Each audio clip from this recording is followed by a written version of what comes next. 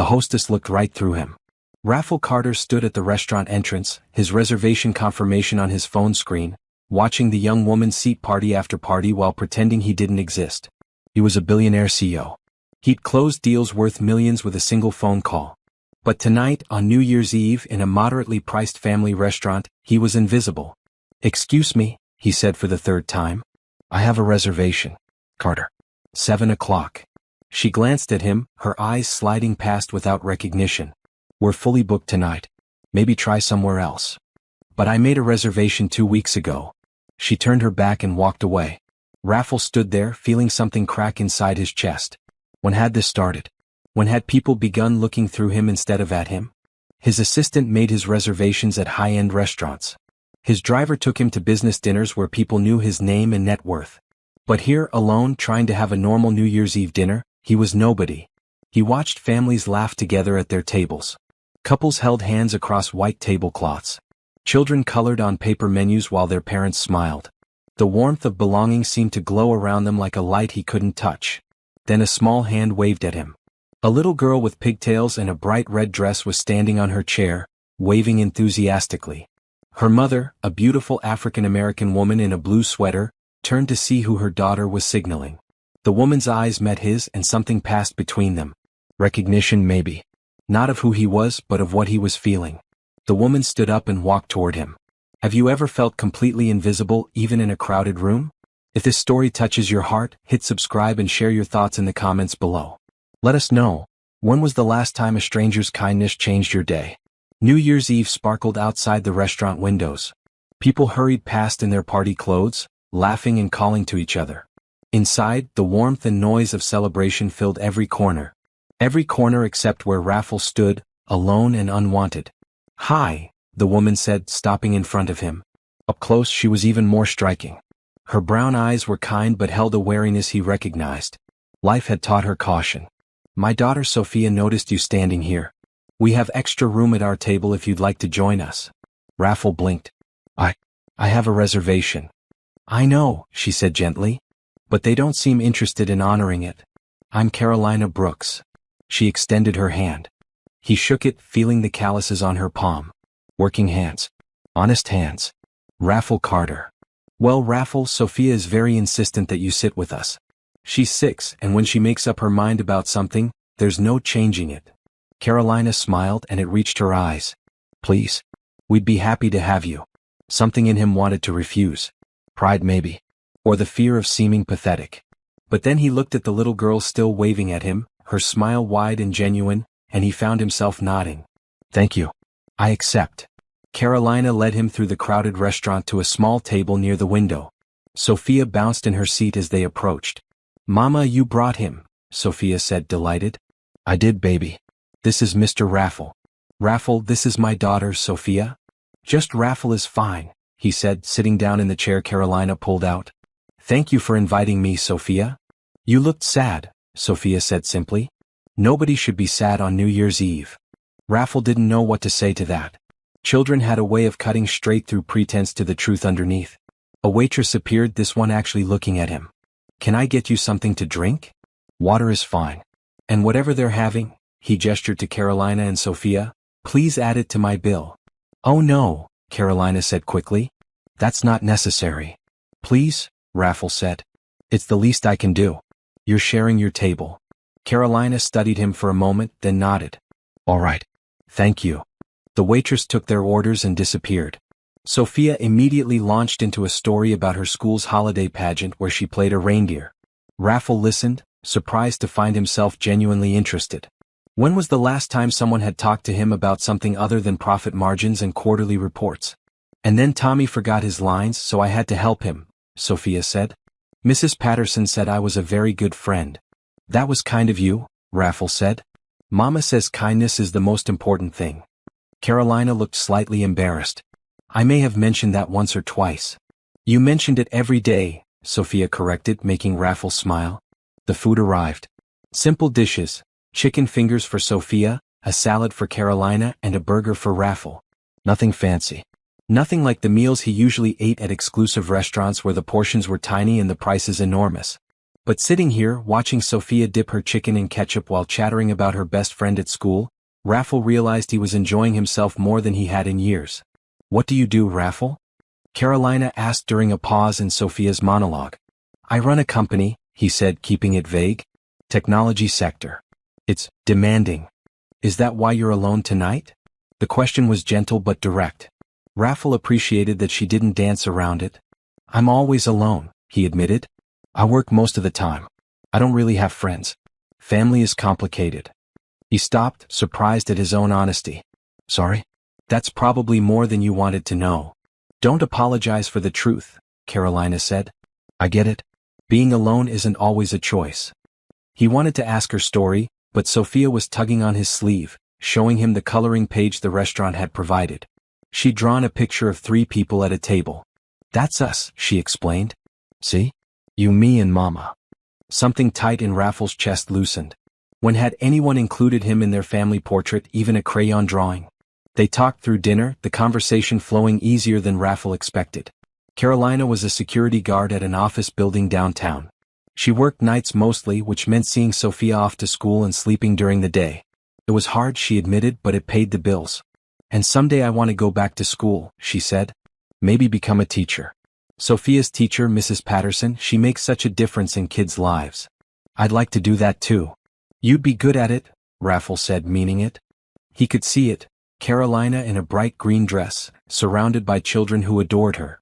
"What about you?" she asked. "Do you like what you do?" Did he? Raffle considered the question seriously. "I used to. Or I thought I did. Lately, it feels like I'm just going through motions. Building things nobody needs. Making money I don't spend. Living in a house too big for one person." "That sounds lonely." "It is." Sophia, picking up on the mood, reached across the table and patted his hand. "Don't be sad, Raffle. You're with us now." The simple kindness of it nearly undid him. The restaurant began counting down to midnight. All around them, people stood, gathering their loved ones close. Carolina pulled Sophia onto her lap. Raffle felt like an intruder again, but Carolina smiled at him. 10, 9, 8. The whole restaurant joined in. Raffle found himself counting too, his voice mixing with hundreds of others. 3, 2, 1. Happy New Year. Noise erupted. People kissed and hugged and cheered.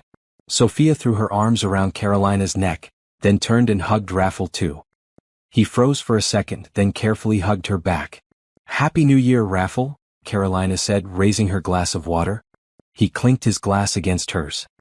"Happy New Year." For the first time in longer than he could remember, he meant it. They finished their meal slowly, none of them eager for the evening to end. When the check came, Raffle paid it before Carolina could protest. "You already gave us so much tonight," he said. "Please let me do this." "All right," Carolina said. She didn't fight him, just accepted with grace. "Thank you." Outside, the cold air bit at their faces. Sophia yawned, suddenly exhausted from the excitement. Carolina lifted her daughter easily, settling her on her hip. "Can we give you a ride somewhere?" Raffle asked. "Our car's just around the corner," Carolina said. "But thank you." They stood in awkward silence for a moment. Raffle didn't want the night to end.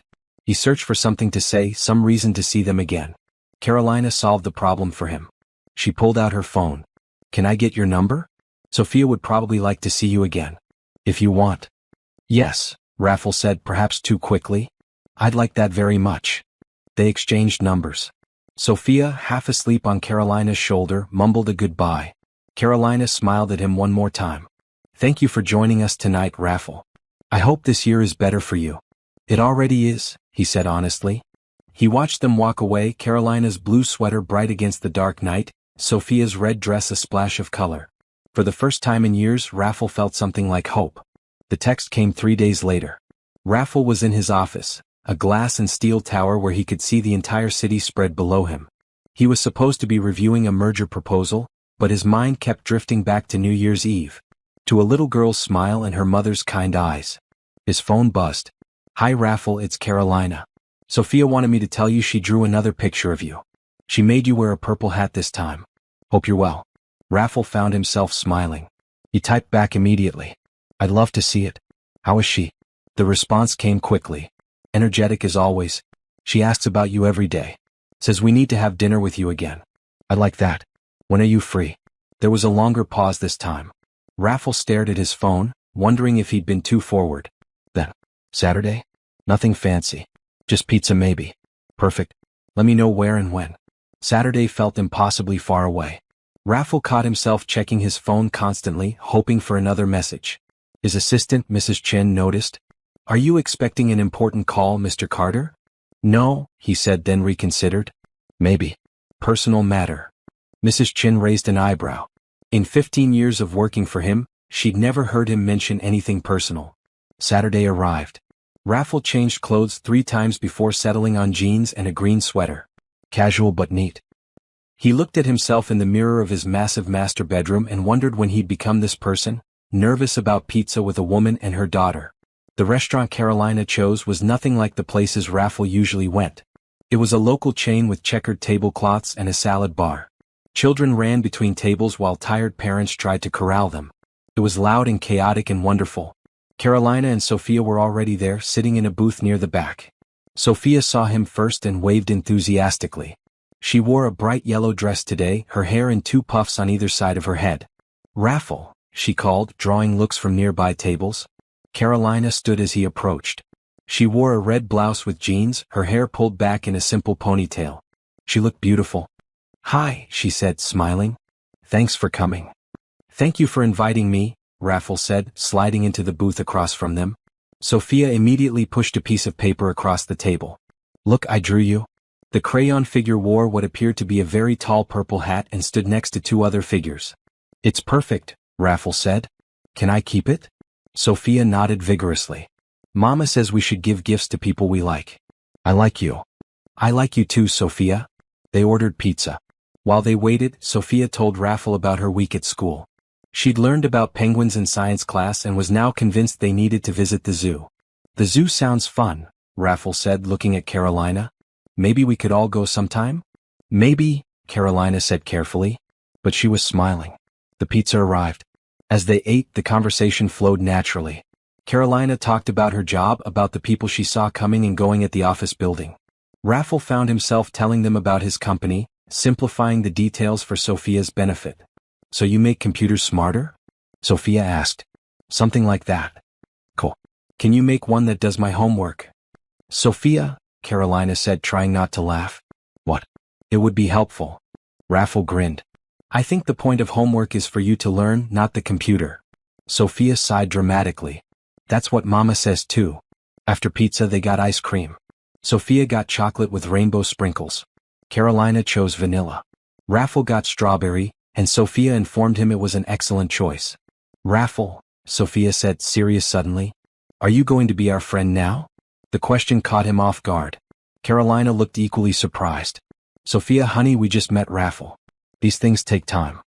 But he's nice, Sophia said. And he's lonely. And we have room for friends. Right, Mama? Carolina met Raffle's eyes. He saw uncertainty there, but also something else. Possibility, maybe. Right, she said softly. We have room. Then yes, Sophia, Raffle said.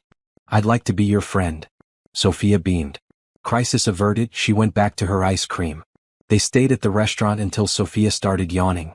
Outside the evening was clear and cold.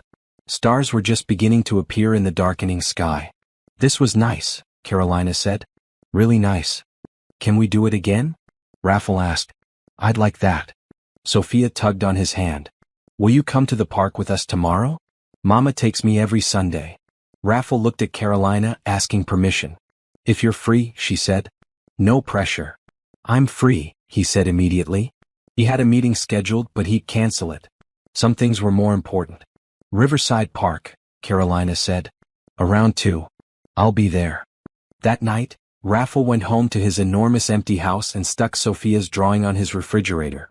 It was the only decoration in the entire sterile kitchen. He looked at the crayon figures for a long time, at the family she'd drawn him into, and felt something shift inside him. He didn't want to be alone anymore. And for the first time he didn't have to be. Riverside Park was alive with Sunday afternoon activity. Dogs chased frisbees. Teenagers played basketball on the courts.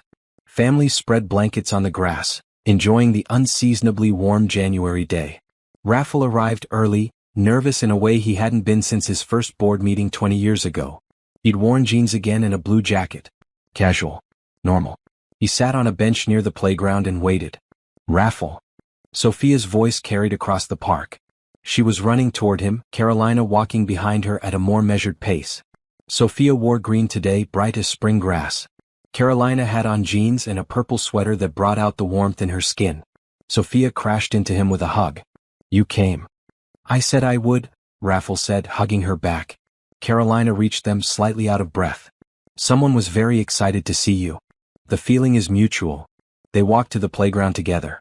Sophia immediately ran to the swings. Push me, Raffle? Please? He looked at Carolina, who nodded encouragingly. She loves the swings. Fair warning, she could stay there for hours. Raffle had never pushed a child on a swing before. He was awkward at first, uncertain how hard to push. But Sophia gave him instructions. Higher. No, not that high. Perfect. Carolina sat on a nearby bench, watching. After a few minutes she called out, I can take over if you want a break. I'm good, Raffle called back. And he was. This simple act, pushing Sophia on a swing, felt more meaningful than any business deal he'd ever closed. Other children came and went. Parents nodded at him, assuming he was Sophia's father. He didn't correct them. Sophia chattered the entire time, telling him stories about her classmates, about the book her teacher was reading to them, about the stray cat she'd seen in the alley behind their apartment building. Mama won't let me keep him, Sophia said sadly. But I put out food for him every day. That's kind of you, Raffle said. Kindness matters, Sophia said, repeating what was clearly a frequent lesson from Carolina. After the swings, Sophia wanted to try the slide. Then the monkey bars. Raffle helped her cross them, standing below in case she fell. She didn't. She was fearless and capable like her mother. Time passed without Raffle noticing. When he finally checked his phone, over an hour had gone by. He'd missed 2 calls from his office and several emails marked urgent. He didn't care. Want to sit? Carolina asked, gesturing to the bench beside her. Sophia had found a friend and they were playing an elaborate game involving a lot of running and shrieking. Raffle sat. They watched Sophia together in comfortable silence. She really likes you, Carolina said eventually. I really like her. And you. The words came out before he could stop them. Carolina turned to look at him, her expression unreadable. Raffle. Sorry? Too much. No, she said slowly. Just unexpected. We barely know each other. Then let's change that. Tell me about yourself. The real stuff, not just the surface details. Carolina was quiet for a moment, watching her daughter play. What do you want to know? Everything. Where you grew up. What you dream about. Why you're so kind to strangers. She laughed softly. That's a lot. We have time. So she told him. About growing up in a small town in Georgia, about moving to the city for college and never finishing because she got pregnant. About Sophia's father, who left before she was born. About working multiple jobs to make ends meet, about the loneliness of being a single parent in a city full of people. But I'm not looking for pity, she said firmly. I have a beautiful daughter. A roof over our heads. We're healthy. We're happy. That's more than a lot of people have. You're remarkable, Raffle said. I'm ordinary. I just do what needs doing. That's what makes you remarkable. They sat together as the afternoon stretched into evening. Sophia eventually came back, tired and grass-stained and happy. Can Raffle come for dinner? She asked. Sophia, we can't just invite ourselves into people's lives. But he's our friend, Sophia said, confused. Friends have dinner together. She's right, Raffle said. And I'd love to. If you'll have me. Carolina hesitated, then nodded. All right. But fair warning, it's just spaghetti. Nothing fancy. Sounds perfect. Their apartment was small but clean, decorated with Sophia's artwork and family photos. Raffle noticed there were no pictures of Sophia's father. Just Carolina and Sophia and an older woman who must be Carolina's mother. While Carolina cooked, Sophia showed Raffle her room. More drawings covered the walls. Books overflowed from a small shelf. Toys were neatly organized in bins. It was the room of a loved child. Dinner was simple. Spaghetti with sauce from a jar, garlic bread, salad. They ate at a small table in the kitchen, Sophia between them. It was the best meal Raffle had ever had. After dinner they played board games. Sophia won 3 times in a row and celebrated each victory with elaborate dances. Raffle pretended to be devastated by his losses, making her laugh. When Sophia started falling asleep at the table, Carolina carried her to bed. Raffle stood to leave, but Carolina stopped him. Thank you, she said. For today. For making her so happy. She makes me happy, Raffle said honestly. You both do. They stood in the doorway of her apartment, neither quite ready to say goodbye. Same time next Sunday? Carolina asked. I'll be there. This time when he went home, his house felt emptier than ever. But he had something to look forward to now. Sunday. The park. Carolina and Sophia. He fell asleep with a smile on his face. The text came on Tuesday morning. Car won't start. Might have to skip park this Sunday. Sorry. Raffle stared at his phone. Then he made a call. Jerry? I need a favor. By Wednesday afternoon, Carolina's car was fixed. She texted him, confused and grateful. The mechanic said someone already paid. Did you? You need a reliable car. For Sophia. Please accept it. There was a long pause. Then. Thank you. But Raffle, you can't just pay for things. Why not? Because, I don't know. Feels like too much. It's not enough. Not for what you've given me. Another pause. What have I given you? Oh. She didn't respond after that, but she didn't refuse the help either. Raffle took it as progress. Thursday he had books delivered to their apartment. Chapter books for Sophia, carefully chosen based on what she told him she liked. Nothing expensive or fancy, just good stories.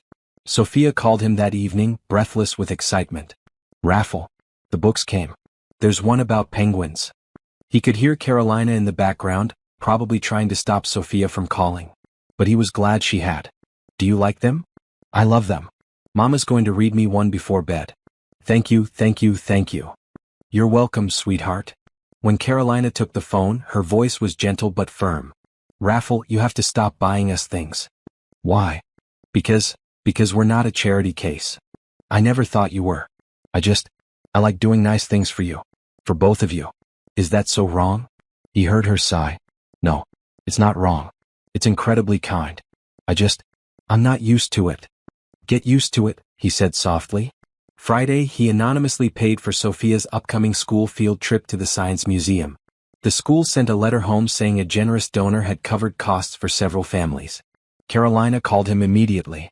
How did you even know about the field trip? Sophia mentioned it at dinner. Raffle. Please, Carolina. Let me help. I have more money than I could spend in 10 lifetimes. Let me use it for something that matters. We matter to you? Her voice was quiet. More than anything. She was silent for a long moment. Okay. But no more surprises. If you want to help with something, ask me first. Deal? Deal. But he couldn't quite help himself. When he noticed Carolina's winter coat was thin and worn, he had a new one delivered. Thick and warm, in a deep maroon that would look beautiful on her. She called him that evening.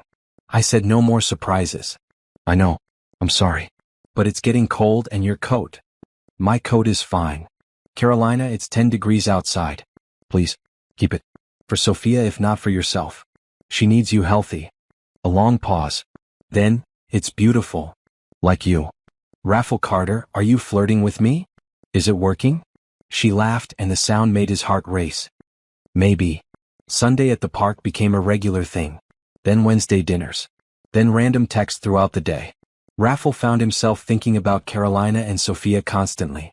Planning little surprises. Finding ways to make their lives easier. He bought Sophia new shoes when he noticed her old ones were too small. He had groceries delivered to their apartment when Carolina mentioned her hours had been cut and money was tight. He paid their electric bill when winter temperatures dropped and he knew heating costs would rise. Each time Carolina protested. Each time she eventually accepted with gratitude. She was learning to let him help. He was learning what it meant to care about someone more than himself. One evening after dinner at a small diner they'd started frequenting, Sophia fell asleep in the booth. Carolina looked exhausted herself, her double shift showing in the dark circles under her eyes. Let me drive you home, Raffle said. We can take the bus. Please. It's late. You're tired. Let me help. She studied him for a moment. Why are you doing all this? Really? Because you saw me when no one else did. Because you invited a stranger to your table and changed my life. Because every moment I spend with you and Sophia makes me want to be a better person. Raffle. Because I care about you, Carolina. Both of you. More than I've cared about anything in a very long time. She reached across the table and took his hand. Her palm was warm against his. We care about you too. It wasn't a declaration of love. It wasn't a promise of forever. But it was enough. For now it was enough. February arrived with snow and cold that turned the city into a winter painting. Raffle found himself spending less time at the office and more time with Carolina and Sophia. His assistant noticed. His board of directors noticed. He didn't care. "You're different lately, Mr. Carter," Mrs. Chin said one morning, bringing him coffee. "Different how?" "Happier. You actually smiled at the security guard this morning." Had he really been that bad before? Probably. Work had consumed him for so long that he'd forgotten how to be human. "I'm learning that there's more to life than quarterly reports," he said. "Good. It's about time." That weekend the forecast called for snow. Sophia was beside herself with excitement. "Can we build a snowman? Can Raffle come?" Carolina texted him. "Snow day plans. Interested?" He was there before the first flake fell. They spent the morning in the park, building not one snowman but 3. Sophia insisted they needed a family. Carolina and Raffle exchanged a look over her head, both thinking the same thing but neither saying it out loud. Raffle had never built a snowman before. His childhood had been all private tutors and boarding schools. No time for playing in the snow. Carolina showed him how to roll the snow into balls, how to stack them just right. "You're a natural," she said, laughing as his snowman's head fell off for the 3rd time. "I'm terrible at this." "But you're trying. That's what matters." Sophia found sticks for arms and rocks for faces. She gave each snowman a personality. The tall one was the father. The medium one was the mother. The small one was the child. "Just like us," she said, then seemed to realize what she'd implied. "I mean, not that we're. I know what you mean, sweetheart," Raffle said gently. "And I like it." They stayed until Sophia's fingers were too cold to feel, even through her gloves. Then they went back to Carolina's apartment for hot chocolate. Raffle had been there enough times now that he knew where everything was. He made the hot chocolate while Carolina helped Sophia out of her wet clothes. They were comfortable together, moving around each other in the small kitchen like they'd been doing this for years instead of weeks. "Extra marshmallows?" Sophia demanded when she returned in dry clothes and fuzzy slippers. "Extra marshmallows," Raffle agreed, piling them high. They sat on the couch together, watching a movie Sophia had chosen. Halfway through, Sophia fell asleep between them, her head on Carolina's lap, her feet in Raffle's. "She's out," Carolina whispered, brushing hair from her daughter's face. "Should I go? Let you put her to bed?" "Stay. Please." So he stayed. They talked quietly while Sophia slept, careful not to wake her. They talked about everything and nothing. Carolina told him about her dream of going back to school. Raffle told her about the loneliness of success. They shared secrets and fears and hopes. "I'm scared," Carolina admitted, "of how much Sophia's getting attached to you. Of how much I'm getting attached to you." "Why does that scare you?" "Because people leave. They always leave." "I'm not going anywhere, Carolina." "You say that now. But what happens when you get bored? When the novelty wears off? When you remember you're a billionaire CEO and we're just us?" Raffle carefully moved Sophia's feet and shifted closer to Carolina. He took her hand. "You're not just anything. You're everything. Both of you. I know this is fast. I know it's probably crazy. But I've spent 40 years being lonely and successful and miserable. Then I met you and suddenly I remember what it feels like to be alive." "Raffle. I'm not asking for promises. I'm not asking for forever. I'm just asking for a chance. To be part of your lives. To keep building snowmen and eating pizza and reading bedtime stories. Can you give me that?" She looked at him for a long moment. Then she leaned forward and kissed him. It was soft and sweet and tasted like hot chocolate and hope. When they pulled apart, she was smiling. "Yes," she said. "We can give you that." The weeks that followed were the happiest of Raffle's life.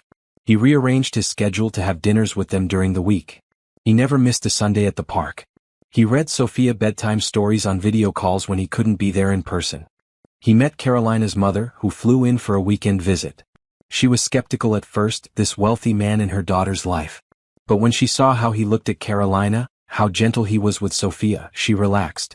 "You make them happy," she said to him while Carolina and Sophia were in the other room. "Don't mess this up." "I won't. I promise." Valentine's Day came. Raffle wanted to do something special but not overwhelming. He took them to an aquarium, knowing Sophia's love of animals. They spent hours watching penguins and touching starfish and learning about ocean life. For Carolina, he'd made a donation in her name to a literacy program that helped adults get their high school diplomas. He gave her the certificate over dinner. "I thought, when you're ready to go back to school, This might help someone else while you prepare. She cried. Then she kissed him in front of Sophia and the entire restaurant, not caring who saw. I love you, she whispered against his lips. It was the first time either of them had said it. It wouldn't be the last. I love you too, Raffle whispered back. Both of you. Sophia cheered. Other diners smiled. And Raffle Carter, billionaire CEO, felt richer than he'd ever felt in his life. March brought rain and the first hints of spring. It also brought doubt. Carolina stood in her small bathroom, staring at herself in the mirror. She'd lost weight. There were dark circles under her eyes from staying up too late with Raffle, from letting Sophia's bedtime stretch because she wanted just a few more minutes of all three of them together. Her phone buzzed. Another text from Raffle. Good morning, beautiful. Coffee later? She loved his text. Loved the way he thought of her throughout the day. But lately they'd started to feel like pressure. Like she was losing herself in this relationship, becoming dependent on him in ways that scared her. Her mother's voice echoed in her head. Never rely on a man. Always be able to stand on your own. She'd been independent for so long. Working 2 jobs, raising Sophia alone, handling every problem herself. And now Raffle was here, fixing things before she even knew they were broken. Paying bills. Buying groceries. Making her life easier in 1,000 ways. And she was terrified. What happened when he left? Because people always left. Sophia's father had. Her own father had. Every man she'd ever trusted had walked away eventually. She couldn't survive losing Raffle. Worse, she couldn't let Sophia survive losing him. Her daughter already called him on the phone every night. Already drew pictures of the three of them as a family. Already talked about him constantly at school. They were in too deep. And it had happened so fast that Carolina hadn't seen it coming. She texted back. Can we talk? Sometime today? His response was immediate. Of course. Everything okay? Yes. Just need to talk. They met at a coffee shop near her apartment. Raffle arrived before her, already had her favorite drink waiting. The gesture, meant to be kind, made what she had to say even harder. Hi, he said, smiling. Then he saw her face. What's wrong? She sat down, wrapping her hands around the warm cup. I need to ask you something. And I need you to be honest. Always. What are we doing, Raffle? He blinked, confused. I don't understand. This. Where is this going? Because it's moving so fast and I'm scared and I don't know if I can keep up. Carolina, I love you. I thought you knew that. I do. I love you too. But love isn't always enough. We're from different worlds. You're a billionaire. I'm a single mom working as a security guard. This doesn't make sense. It makes perfect sense to me. Does it? Really? Or is this just a phase for you? A break from your real life? Because when you go back to that world, Raffle, where does that leave us? He reached for her hand, but she pulled away. The hurt on his face almost made her take it back. Almost. This is my real life, he said quietly. You and Sophia. Sunday mornings at the park. Reading bedtime stories. Making snow families. This is the most real thing I've ever had. But for how long? Until you get bored? Until your board of directors reminds you who you're supposed to be? Until someone from your world comes along who fits better? That's not going to happen. You don't know that. And I can't. I can't let Sophia get more attached. I can't let myself get more dependent. I need to be able to stand on my own. You are standing on your own. Accepting help doesn't make you weak, Carolina. It makes me vulnerable. And I can't afford vulnerable. Not with a daughter to raise. Raffle sat back, processing. She could see him thinking, trying to find the right words. What are you asking me to do? This was it. The moment she'd been dreading. I need space.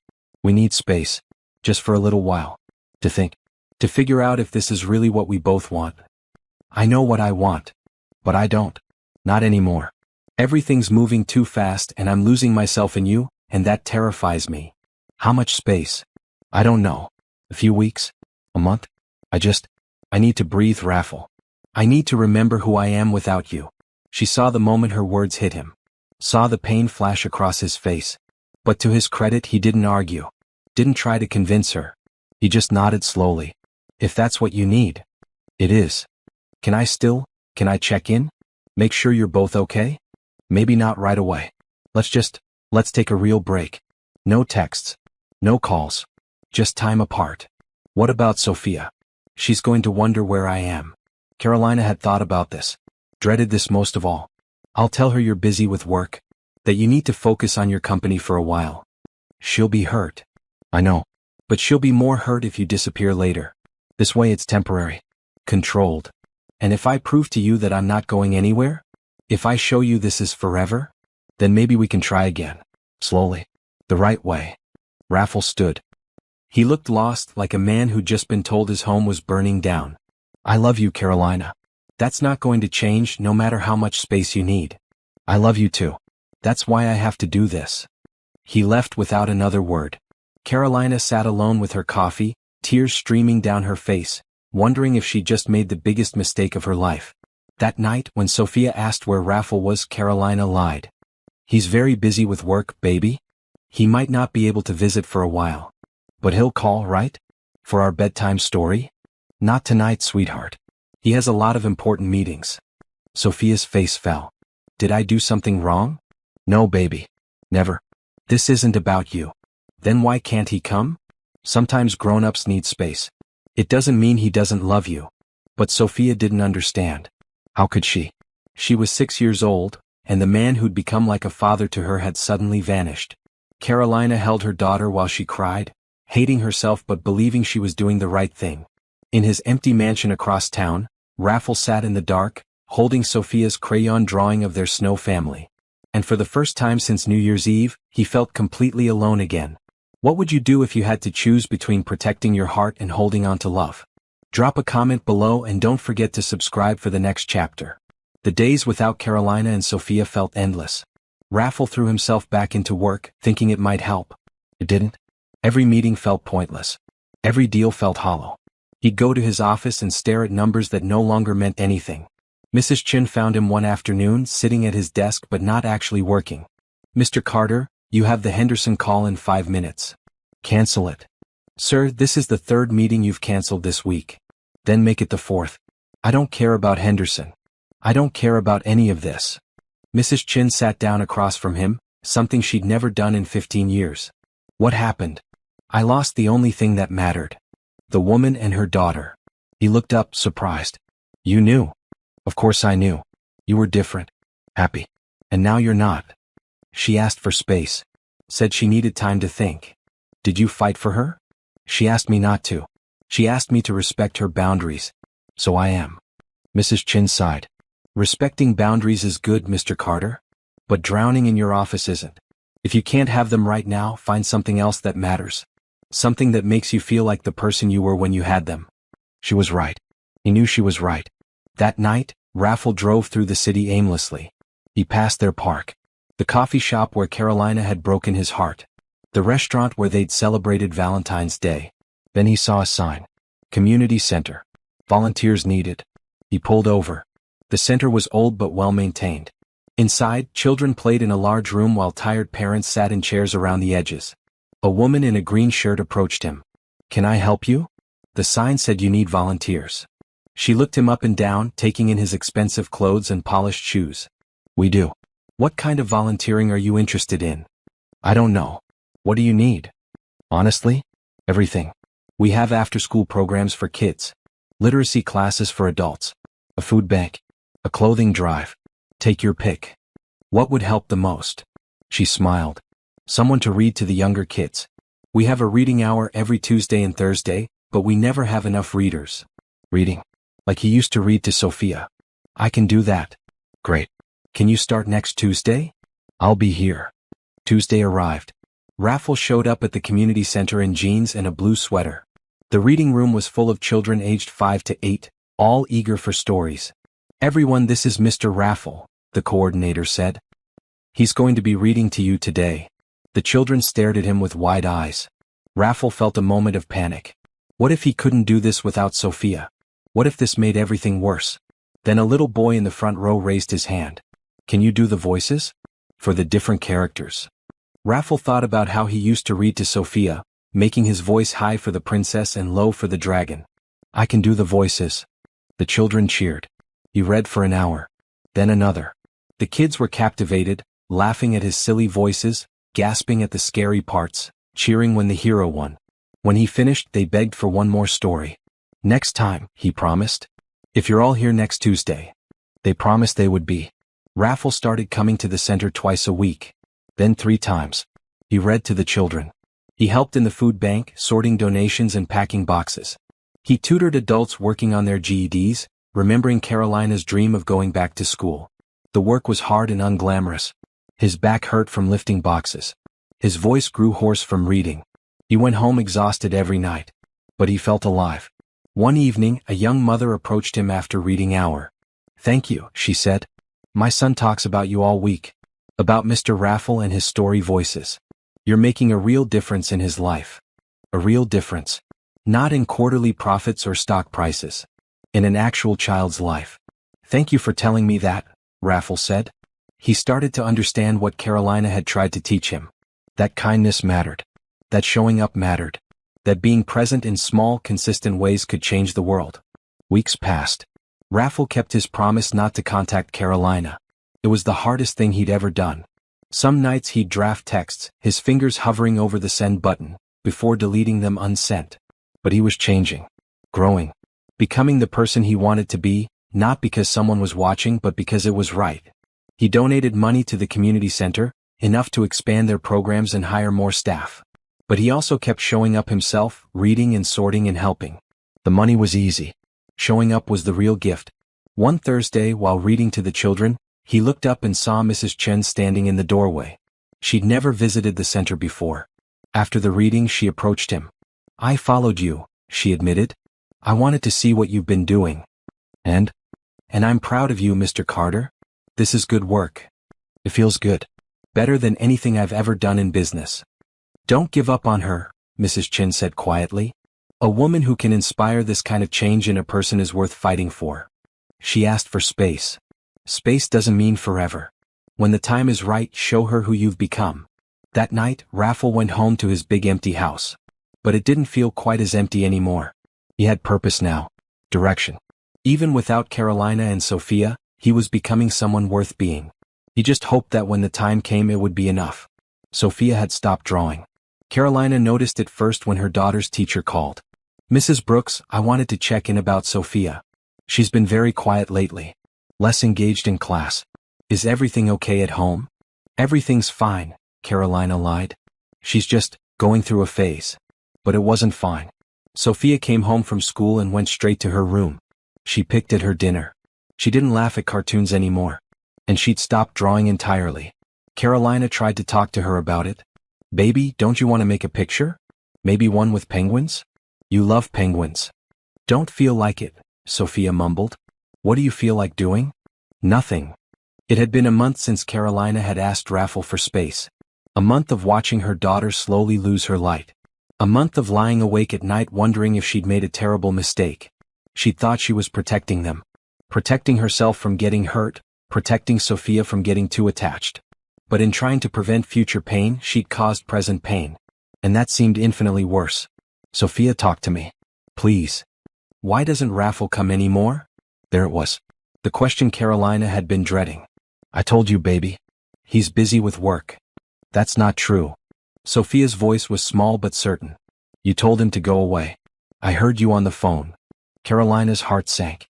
She'd been so careful to have that conversation with Raffle when Sophia was at school. But she must have mentioned it to someone. Her mother, maybe. And Sophia had overheard. "Sweetheart.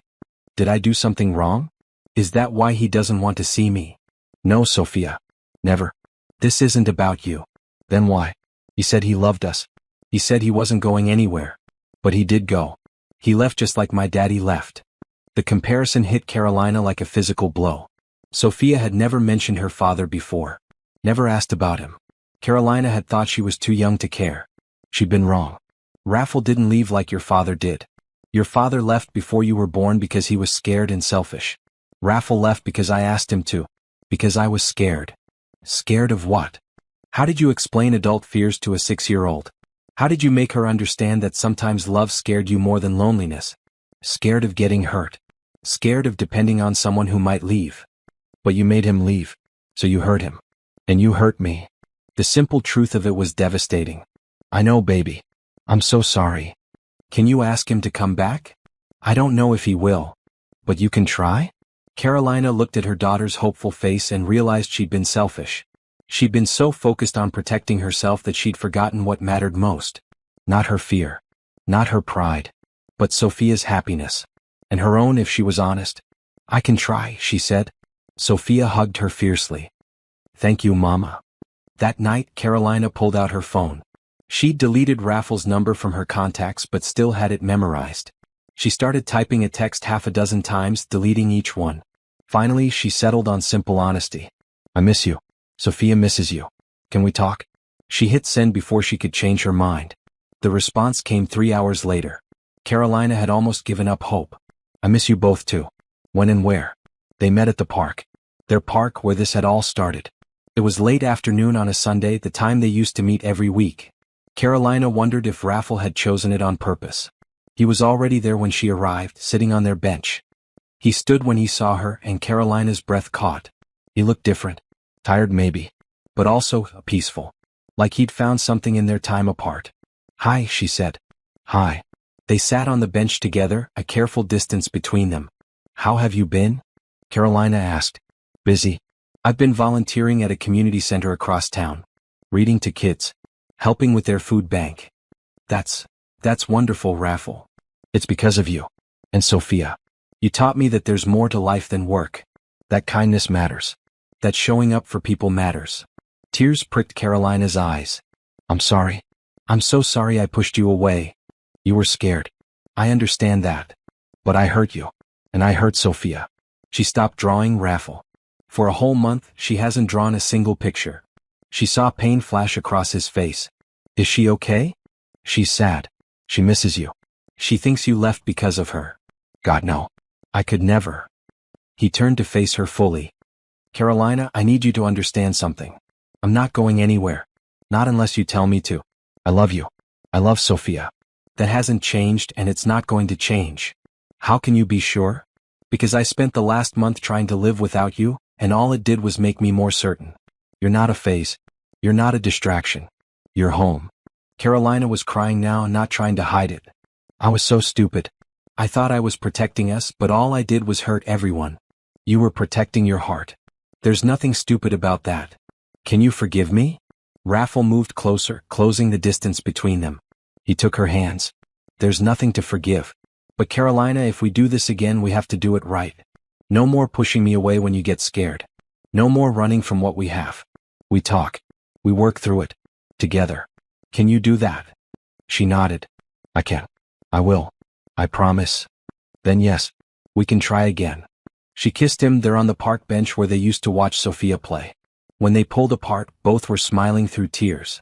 Can you come for dinner tonight? Carolina asked. Sophia would love to see you. I'd love that. Fair warning, she's going to tackle you the moment she sees you. I'm counting on it. They sat together for a while longer, hands clasped, watching the sun set over the park. Tomorrow they'd have to figure out the details. How to balance his world with hers. How to build something lasting from something that had started so fast. But tonight it was enough to just be together again. To be whole. Sophia was coloring at the kitchen table when she heard the knock. I'll get it, Carolina called, but Sophia was already running to the door. She yanked it open and froze. Raffle? He knelt down to her level. Hi, sweetheart. I missed you. Sophia launched herself at him, wrapping her arms around his neck so tightly he could barely breathe. You came back. You came back. I'm sorry I was gone. That was never what I wanted. Mama said she made you go away. Your mama was trying to do what she thought was best. But we talked and we figured it out. And if it's okay with you, I'd like to come around again. Sophia pulled back, her face serious. You promise you won't leave again? I promise. Even if you get mad? Even if things are hard? Even then. Okay. Sophia hugged him again. I missed you so much. I missed you too, sweetheart. More than you know. Carolina appeared in the doorway, smiling at them. Sophia, why don't you show Raffle what you've been working on? Sophia grabbed his hand and pulled him to the kitchen table. There, spread across the surface, was a drawing in progress. 3 figures holding hands. A man, a woman, and a child. It's us, Sophia explained. I wanted to finish it before you came back, but Mama called you today, so I didn't have time. It's perfect, Raffle said, his voice rough with emotion. Dinner was simple. Carolina had made spaghetti, the same meal from their first dinner together months ago. They ate and talked, and slowly the awkwardness faded. This was them. This was home. After dinner, Sophia insisted Raffle read her a bedtime story. They squeezed onto her small bed together, Sophia between Carolina and Raffle, while he read from one of the books he'd given her. Halfway through, Sophia fell asleep. Carolina and Raffle sat there for a moment, watching her breathe. "I wrote you a letter," Sophia mumbled, half asleep. "Mama has it." Carolina and Raffle exchanged glances. In the living room, after tucking Sophia in, Carolina pulled an envelope from her bag. "She wrote this 2 weeks ago. I found it hidden in her room. I was going to bring it to you tomorrow if tonight hadn't gone well." Raffle opened it. The handwriting was careful, the spelling creative. "Dear Raffle, I miss you. Mama is sad. I am sad. Can you come back? I promise to be good. I won't make you push me on the swings for too long. I'll eat all my vegetables. I'll go to bed on time. Please come back. We need you. Love, Sophia." Raffle's hands shook as he read it. "She thinks she did something wrong. I told her she didn't. But she's 6. She doesn't understand adult complications. I need to make sure she knows that none of this was her fault. We will. Together." They talked late into the night, making plans. Real plans this time. Raffle would come for dinner 3 nights a week. Sundays at the park would resume. They'd take things slow, but they'd move forward, not back. "I want to introduce you to my board of directors," Raffle said. "Let them know that my life has changed. That my priorities have shifted." "Are you sure? I don't want to cause problems with your work." "You're not causing problems. You're solving them. I was miserable before I met you. Successful and miserable. Now I'm successful and happy. They need to understand that the second thing matters more. What if they don't accept us? Then they can find a new CEO." Carolina stared at him. "You'd quit. For you? For Sophia?" "In a heartbeat." "I'd never ask you to do that." "I know. That's one of the reasons I love you." The weeks that followed were different from before. Slower. More intentional. They talked about their fears instead of hiding them.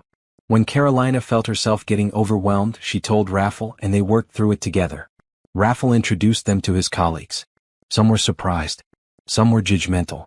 But most were happy for him, especially Mrs. Chen, who immediately bonded with Sophia over their shared love of penguin documentaries. Carolina started taking night classes online, working toward her high school diploma while Raffle helped with Sophia's bedtime routine. It was hard, balancing work and school and parenting, but it felt possible now. She wasn't alone anymore. One evening, Raffle arrived for dinner with an announcement. "I've been thinking," he said. "The community center where I volunteer, they need more funding. What if we started a foundation? You and me. To help single parents going back to school. To support community programs. To do real good with the money I've been hoarding." "A foundation? You could run it. Once you finish school. If you want it. It would be your dream, Carolina. Helping people. Making a difference. But on a larger scale." She couldn't speak for a moment. Then she nodded.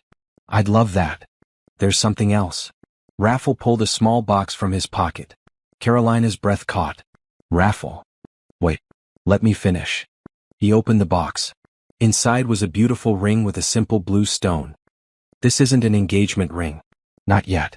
We're not ready for that, and I know it. But this is a promise ring. A promise that I'm in this for the long haul. That I'm not going anywhere. That we're building something real together. It's beautiful. Will you wear it? As a symbol of what we're building?" "Yes." She let him slip it onto her finger. "Yes, absolutely yes." Sophia chose that moment to run into the room. She saw the ring and gasped. "Does this mean Raffle is going to be my daddy?" Carolina and Raffle looked at each other. "Someday," Raffle said. "If that's okay with you." "It's okay with me," Sophia said solemnly. Then she grinned. "Does this mean I can call you Dad?" "You can call me whatever you want, sweetheart." "Okay, Dad." The word hung in the air, precious and perfect. "Okay, daughter," Raffle said, and Sophia squealed with delight. They were a family now. Not perfect. Not conventional. But real and loving and committed. And that was enough. 1 year later. The restaurant was crowded, just like it had been that first New Year's Eve. But this time, when Raffle Carter walked in, the hostess greeted him immediately. "Mr. Carter, your table is ready. Right this way." "Actually," Raffle said, "could you give us a moment?" He turned to scan the waiting area. Carolina and Sophia stood beside him, both in beautiful dresses. Carolina wore deep red, Sophia wore green. They'd become his family in every way that mattered. But tonight wasn't just about them. Raffle spotted what he was looking for. A young man standing alone near the door, shifting his weight nervously. The hostess had walked past him twice without acknowledgement. "Excuse me," Raffle said, approaching the man. "Are you waiting for a table? I have a reservation, but they said they're fully booked." Raffle knew that dance. He'd lived it. "We have a table. Would you like to join us?" The man looked confused. I'm sorry, do I know you?" "No. But someone showed me kindness once when I was alone on New Year's Eve. I'd like to pass it forward." The man's eyes filled with tears. "Thank you. You have no idea what this means." "I think I do." They ate together, the four of them. The young man's name was Thomas, and he was new to the city, working his first job out of college. He had no family nearby, no friends yet. He'd been dreading spending the holiday alone. "This is amazing," Thomas said over dessert. "Thank you for including me." "Everyone deserves to belong somewhere," Carolina said, smiling at Raffle. "Especially on special nights." When midnight approached, they all stood together. Sophia held Raffle's hand on one side and Thomas's on the other, creating a chain. 10, 9, 8. Raffle looked at Carolina across the table. She'd finished her high school diploma 3 months ago. Next week, she'd start taking classes toward her teaching degree, funded by the foundation they'd started together. The foundation had already helped 12 single parents return to school. 3, 2, 1. Happy New Year. Noise erupted. Raffle kissed Carolina as confetti fell around them. Sophia hugged them both. Thomas looked on, smiling but a little wistful. "Hey," Sophia said to him. "You look sad. Are you lonely?" "Sophia," Carolina said gently. "No, it's okay." Thomas knelt down. "I'm a little lonely. But tonight, because of you and your family, I'm not." "Good. Nobody should be lonely on New Year's Eve." After dinner, they walked Thomas to his car. "If you need anything," Raffle said, handing him a card. "Friends, job help, whatever. Call me." "Why are you doing this?" Raffle looked at Carolina, at Sophia, at the life they'd built from one moment of kindness. "Because someone did it for me. And it changed everything." Later, at home, after Sophia was asleep, Carolina and Raffle sat on the couch. "That was a good thing you did tonight," she said. "We did. This whole thing started because you saw me. Because you invited me in when nobody else would. I saw someone who needed kindness. Same as you did tonight with Thomas." "You know what I realized?" Raffle said. "I spent 40 years trying to be successful. Building companies. Making money. Trying to prove I was worth something. But I was miserable because I was alone. Then you showed me that connection is what matters. Kindness is what matters. Love is what matters. You showed me things too. That accepting help isn't weakness. That letting someone in doesn't mean losing yourself. That love doesn't have to be scary. We're good together. We are."